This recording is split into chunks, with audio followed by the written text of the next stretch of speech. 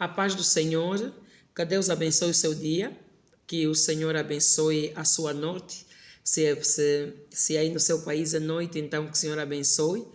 Amém. Nós trouxemos uma palavra amável para o seu coração da parte de Deus e convidamos desde já a presença do Espírito Santo, que Ele possa estar ali onde você está e onde eu estou, e que o Senhor possa reduzir-me a zero e Ele possa falar, e esta palavra possa tocar no seu coração e trazer uma mudança aprazível aos olhos do Senhor. Nós hoje vamos falar sobre a governação celestial, e vamos falar sobre o governo celestial, e eu lhe convido a abrir a sua Bíblia no livro de Provérbios, amém? Vai abrir a sua Bíblia no livro de Provérbios, no seu capítulo 29, amém? Provérbios 29, no seu versículo 2, o seu versículo 4 e o seu versículo 8, e diz assim a palavra do Senhor: quando os justos se engrandecem, o povo se alegra, mas quando o ímpio domina, o povo suspira. No versículo 4 diz assim: o rei com juízo sustém a terra, mas o amigo de subornos a transforma. Os homens escarnecedores abrasam a cidade, mas os sábios desviam a ira. Capítulo 8. Se nós não conhecermos profundamente a palavra de Deus e nós começarmos a entender realmente quem é Deus que nós seguimos, Deus que nós procuramos, Deus que nós buscamos, nós acabamos por não saber de quem depende o governo de nossas vidas. Aleluia! E isto tem sido algo que faz com que não exaltemos Deus da melhor forma. Portanto, é algo que nós devemos buscar, é algo que nós devemos analisar, é algo que nós devemos saber, afinal de contas, quem é o nosso governador, quem governa as nossas vidas. A Bíblia diz que nós, a partir do momento que recebemos o Senhor como Jesus e Salvador das nossas vidas, nós nos adjudicamos ao governo de Cristo, e a partir deste momento o Senhor passa a governar a nossa vida. Amém? Mas a salvação é de graça, porque morreu Jesus na cruz e deu-nos a salvação de graça. Mas a libertação não é de graça, há um preço. Portanto, o sangue foi de graça, mas ali pagou-se um preço. E nós também temos que pagar um preço, que é buscar o Senhor, saber a proveniência dos vários problemas que nós temos, saber quem pode resolver esses problemas, como pode resolver esses problemas, e daí chamamos a governação de Deus, porque só Deus é que está no centro da nossa governação. Portanto, só Deus está acima de nós. Aquele que recebeu Jesus como Senhor e Salvador, ele pode dizer que o governo dele pertence ao governo celestial. O governo que está sobre si, que está sobre mim, se nós recebemos Jesus, se reconhecemos Jesus como nosso Senhor e Salvador, então nós temos um governo que está acima de nós, que é o governo celestial. Então há muita gente que diz assim: olha, eu vou à igreja, eu adoro o meu Deus, eu sou o primeiro a chegar na igreja, eu sou o último a sair, eu sou devoto, mas parece que os meus problemas estão sempre ali na porta, há atraso na resolução dos meus problemas, parece que Deus não me ouve. Será que o simples facto de nós irmos para a igreja, isso dita que estejamos sobre governação de Deus? Não. As nossas emoções, os nossos sentimentos devem estar virados para aquele que nós estamos a dizer que é o nosso Deus. a qual nós nos submetemos. Então, há um reino organizado, que é o reino do Senhor, e que nós dependemos dele. É um governo justo. Então, nós trouxemos aqui, muitas vezes, a situação de que como é que você faz as suas petições, como é que você segue os princípios desse reino, porque este governo tem princípios, tem estatutos, tem normas de conduta.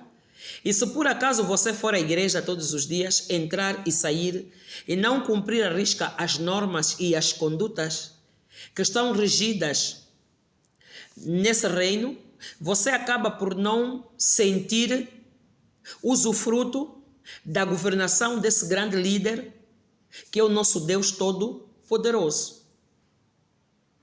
Portanto, você pode confessar os seus pecados, você pode ser uma pessoa boa e viver consequências no seu dia a dia como se fosse um ímpio. O que é o ímpio? O ímpio é aquela pessoa que não conhece Deus, ele ignora a existência de Deus, infantiliza a existência dos seus ancestrais, como eu digo, faz um monte de conflitos na sua mente, inventa uma história. Esta história vai ficar plasmada como se fosse estatutos e ele se cinge aí e ele é considerado como ímpio, né? Todo aquele que não tem o Senhor Jesus como centro da sua realidade, ele é considerado de ímpio. Ele não conhece, ele não quer ter um relacionamento direto com Deus. Ele diz que Deus não existe. Para uns ele é tido como um ateu. Ele diz que Jesus não existe, é uma teoria inventada. Mas você que está debaixo desse governo, você sente o poder que está na palavra de Deus e sente o poder que está na presença de Jesus na sua vida, a mudança. Nós defendemos o reinado de Deus porque nós sentimos a mudança em nós, a mudança na nossa vida. Não é de falar de boca para fora, mas eu creio num Deus Todo-Poderoso que mandou seu Filho a esta terra para morrer por nós e nós sentimos esse efeito, sentimos paz, sentimos a presença, sentimos feitos as transformações, boas transformações, porque dormimos um sono perfeito, sem dever sangue de alguém. Não precisamos de fazer sacrifícios nem de animais, nem de pessoas, para termos uma vida boa, uma vida com paz. E ter paz não é ter dinheiro. Ter paz é ter alegria, ter harmonia com a sua família e com a sociedade em que você está inserido. Nós temos sim um governo. E muitas vezes quando nós queremos pedir algo a este governo, nós devemos saber que o nosso Deus é multiforme. Ele é o Jeová Rafá, ele é o Jeová Sidíqueno, ele é o El Eroi, ele é o Jeová Ramá, ele é o grande Eu Sou, e Yeshua é o nosso Deus. E ali tem uma governação, assim como você sabe que existem os anjos, que existem os serafins, existem os arcanjos, existem os anjos, ali é uma hierarquia. E o nosso Deus apresenta-se para o doente como Jeová Rafá, para aquele que está aflito de justiça como Jeová Sidíqueno, como aquele que precisa da soberania de Deus como o El Shaddai, o Todo-Poderoso. Aleluia! Esse é o nosso Deus. Esse é o Deus que aparece para a nossa vida em multiforme. Então, há pessoas que têm um problema relacionado à justiça. Ele precisa que Deus faça a justiça. E ele chega ali e diz: Senhor, por favor, Senhor Todo-Poderoso, eu preciso de justiça na determinada situação, estão a injuriar-me, o meu marido está a trair, o meu marido, construímos uma vida, ele está-me a tirar os bens, ele está a lutar comigo. Ele vai recorrer ao Jeová Sidíqueno, porque é o Jeová da justiça. Ali ele vai retratar o assunto como soberano Sidíqueno, o Deus de justiça. Aleluia. Ah, Senhor, eu tenho aflição, eu tenho um câncer, eu tenho um tumor, eu não sei o que fazer. Senhor, eu não sei, é muito problema. Você vai chamar, vai clamar ao Jeová Rafa, que é o Deus que cura. É para ele que você, para ele que você, ah não, então tem vários deuses. Não, o nosso Deus é um Deus de justiça e ele é um Deus justo. E eu vou dar um exemplo muito simples. Muitas vezes nós, como pais, quando nós estamos diante de um menino, um filho nosso, em que ele está diante de uma luta com alguém, não é? Um vizinho, também menino, nós aparecemos ali naquele momento como o pai ou a mãe que vai criar harmonia, vai criar amor, vai tirar os dois na luta e instruindo o amor entre os dois. Mas se nós vermos injustiça, começamos a ver que é uma espécie de perseguição para o nosso filho, nós já não vamos aparecer como aquele pai que está a procurar harmonia entre o filho do vizinho e o nosso filho. Mas nós vamos aparecer ali como o pai que quer justiça para o seu filho. E nós vamos apelar à justiça. Mas quando nós notarmos que o nosso filho não tem razão, nós vamos aparecer como pai ou uma mãe justa. O pai ou uma mãe justa é aquele que diz assim ao seu filho: filho, você é meu filho, mas nesta questão você não tem razão. Você perde a causa. Você pode ser um filho de Deus, mas se você está habituado ou está habituada a entrar nos relacionamentos das pessoas e tirar os maridos, né? Usufruir do dinheiro de maridos alheios, apesar de você ser uma pessoa devota, paga os teus dízimos e está ali na igreja, está a fazer tudo, Deus vai aparecer na sua vida como o Jeová de justiça, o Deus justo, o Jeová sidíqueno, porque ele é justo. Ele não vai a seu favor porque você fica todos os dias quase dorme na igreja, mas ele vai mostrar aquela situação, aquela mulher que muitas vezes até é ímpia, ele vai mostrar que eu sou um Deus justo. O marido, se é da ímpia, é da ímpia. O marido pode aparecer e dizer assim: olha, ela é feiticeira, ela é assado, ela é cozida, porque todo homem, quando quer uma nova mulher, ele acusa a mulher de casa para usufruir da nova mulher. E quando te deixarem também, ele também vai inventar histórias suas para uma outra.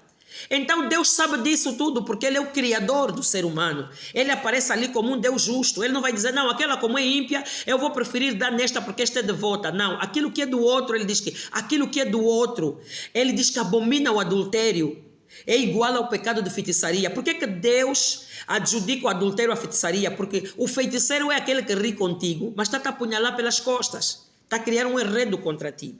Então nós devemos saber que a soberania e o governo do nosso Deus é um governo justo, tem hierarquias, e você tem que saber dirigir as suas orações e as suas petições de acordo com os estatutos e os princípios da governação de Deus, para obteres respostas aplausíveis tanto aos seus olhos como aos olhos dos homens. Porque quando Deus dá resposta a um ser humano, as outras pessoas vão glorificar o nome de Deus, vão dizer: olha como Deus foi justo na vida da irmã Maria, olha como Deus foi justo na vida da irmã Joana, olha como Deus foi justo na vida do João, na vida do Osvaldo, como Deus foi justo. E aquilo vai ser um exemplo e uma evangelização. Então este é o nosso governo. Por isso muitas vezes eu sinto-me constrangida quando me encontro com determinadas pessoas que têm a sua confiança nos governos da terra. E eu tenho dito, em particular para a minha terra, porque eu sou angolana, eu tenho dito: olha, às vezes nós ficamos a reclamar: olha, nós estamos com um país cheio de fome, um país que o governo não está a suportar o povo, o governo é corrupto. Existe um governo acima deste. Não devemos nos esquecer que este governo Ele é feito de homens que respiram pelo nariz e que têm as suas falhas como eu e você temos. Mas se nós estamos adjudicados a um governo celestial, esse governo tem tutela, nós estamos tutelados sobre ele. Nós estamos na mão do Altíssimo. A Bíblia diz no Salmo 91, aquele que habita, aquele que mora no esconderijo do Altíssimo. Uma nação está debaixo do esconderijo do Altíssimo, quando esta nação quer. A sombra do Onipotente descansa. Então, quando num país tem muita guerra, um país tem muita fome, o cristão, aquele que sabe que está sobre governação de Deus Pai Todo-Poderoso, ele vai procurar saber de Deus Todo-Poderoso onde está a situação, e certamente ele vai falar através de um sonho, de uma revelação. Ele vai falar para o país que vocês devem orar. Vocês não devem colocar os vossos olhos sobre os governantes, principalmente quando eles estão a falhar. Vocês devem dobrar o joelho. Se a nação angolana, antes de uma eleição, dobrasse o joelho, todos na rua de joelho, homens e mulheres, 30 minutos antes de uma eleição de joelho, e clamássemos o Deus de justiça sobre o nosso país, nós não estaríamos no limite, no enfausto em que nós estamos. Haveria ali uma resposta, porque é Deus que fez, Deus fez o nosso país, Deus conhece o nosso país, Deus conhece os nossos governantes. E nós temos sistemas espirituais que governam variadíssimas áreas, áreas chaves num governo. E às vezes eu até nas minhas explanações gosto de chamar a atenção. Nós temos um símbolo do nosso país que é o pensador. E eu me pergunto, quem é que teve a ideia de colocar o pensador como símbolo do nosso país? Certamente é um homem falho, com os seus limites como eu tenho. Mas nós vivemos os efeitos proféticos, nós vivemos os efeitos espirituais, nós vivemos o ambiente espiritual que o pensador tem sobre o nosso país. Nós temos pessoas que a todo momento, nós temos um país, nós temos angolanos que a todo momento eles estão na posição do pensador, sempre com as mãozinhas na bochecha e daquele jeito pobre, naquele jeito pensador, sempre a pensar coisas que não se conseguem resolver. Nós estamos sobre aquele efeito. E nós, para quebrarmos o efeito do pensador no nosso país, nós tínhamos que dobrar o joelho. Nós não temos que reclamar e acusar pessoas que muitas vezes não sabem por que estão a reger o país daquele jeito. Porque é um efeito espiritual. E nós, os cristãos, por não sabermos que a nossa governação é do Senhor, parte do Senhor, e o Senhor, quando colocar a mão sobre um governo na terra, ele vai obedecer, porque ele é um Deus justo. Nós não sabemos procurar o Deus de justiça, o Jeová Sidíquino. Nós pagamos um preço caro. E muitas vezes Deus fica em silêncio, não consegue entrar num país, entrar num conclave eclesiástico e dizer, olha, vocês têm feito aqueles eventos de paz, eventos que vocês falam sobre a paz. Dobrem, mandem o povo todo de Cabinda ao Cunene,